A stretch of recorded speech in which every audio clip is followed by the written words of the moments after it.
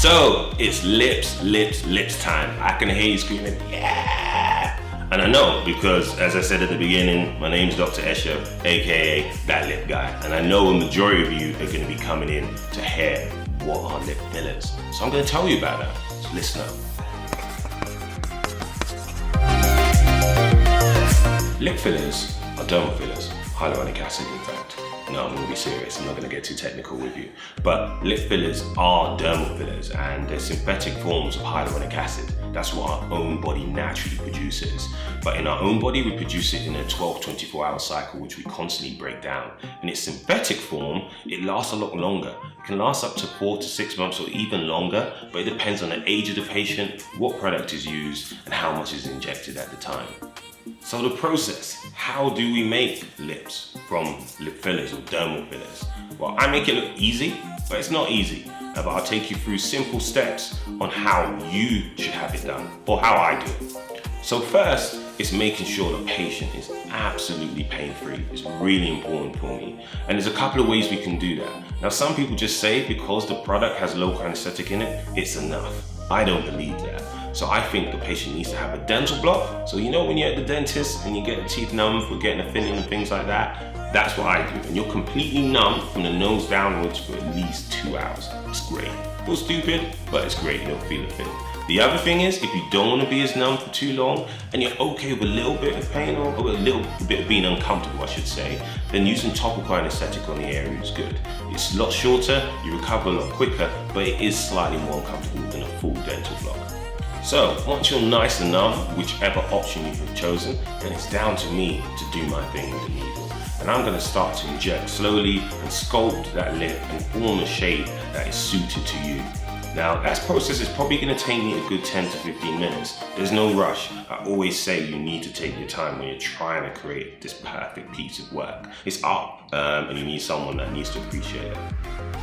After the injections are finished, you are going to be slightly swollen. It's one thing that's going to happen. But a lot of people like the swelling. I call it being addicted to the swell. Where another patient look in the mirror and they're like, yes, Dr. Esho, I really like that. You know, if you like the swelling, you're going to need more filling. We'll talk about that in my top frequently asked questions. But we'll move on to the next part of the process. And after the procedure's finished, Anise, my assistant, is going to go through you with some key aftercare tips. I'm going to say them here, but she usually says them in clinic and gives you a nice gel cool pack just to place exactly in the lips to start the healing process and let you go on. So when you come back in 2 to 3 weeks' time, those lips are absolutely perfect. So, you asked me so many questions with regards to lip fillers, and I'm going to give you my top 3 answers. Number 1 is, Dr. Esho, is it going to hurt me? Is it going to be painful? I'm scared. I guarantee you that will not be the case. I already talked about the options available to you in my clinic, but I will make sure you choose the right one and I'll make sure this is a pain-free process for you. Number 2, how much is 1 mil and will that be enough for me to get my lip goal? So 1 mil is actually a very small amount. You look at the syringe and you go, that looks huge, it's going to be enough. But if in reality, in a teaspoon, it's actually 1/5 of a teaspoon. That's a small amount. So a lot of people expect after 1 syringe, they're going to be Kylie Jenner or their lip icon overnight. It's not going to happen. It's going to happen in stages. I don't do any more than 1 mil at one sitting, but with stages and building up over time, we will get you to your lip goal. And finally, number 3 is the fear of what can go wrong. And I tend to split these up into 2 parts. So what can go wrong with the needle and what can go wrong with the filler. These are medical interventions. So with medical interventions or procedures, they do carry risk. But coming to experience, qualified practitioner like myself, it helps to minimize these. So risks to the needle, bleeding, infection, bruising, okay? Risks with the filler itself, we've got 3 main ones I say.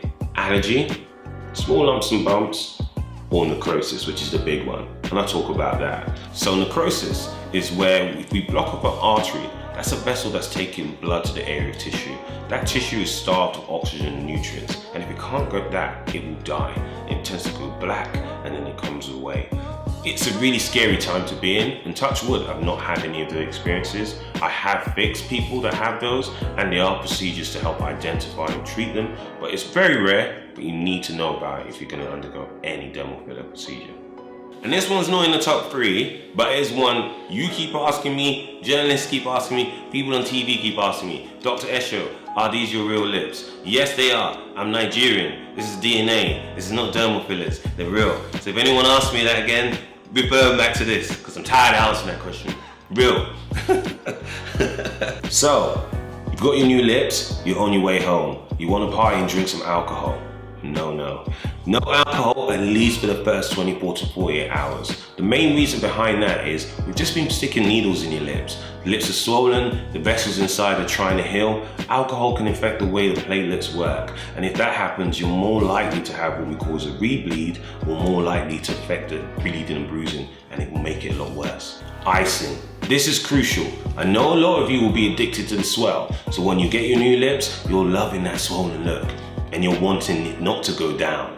Actually, if you don't ice, you're actually doing yourself a disservice, because when the lips are swollen, there's a lot of different factors that are being released that are trying to break down the product I've just injected into you and you've just paid a lot of money for. The ice controls this, controls the inflammation, reduces these factors being released into the environment of the lips, and therefore you end up having more dermal filler or hyaluronic acid in your lip long term. So ice, and ice on the hour, every hour, for 5 minutes at a time. So now you've got your lips done, I don't want you to be having any exercise for the next 24 to 48 hours. The main reason for this, the lips are swollen, the vessels are trying to heal. Any exercise will cause any overheating of the body and can potentially make the swelling and the bruising and bleeding a lot worse. Arnica tablets, they're really important. Some people don't use them, I do believe in them. Take 2 tablets 3 times a day and for at least 5 to 7 days post your procedure, and it really helps your recovery with regards to any bleeding, bruising and swelling. And finally, make sure you hydrate. Lip fillers are extremely hydrophilic. That means they attract a lot of water to the area, and that can help plump up the final result. So make sure you're drinking at least 2 to 3 liters a day, and you're avoiding any intense heat, which can again desiccate the area of the filler.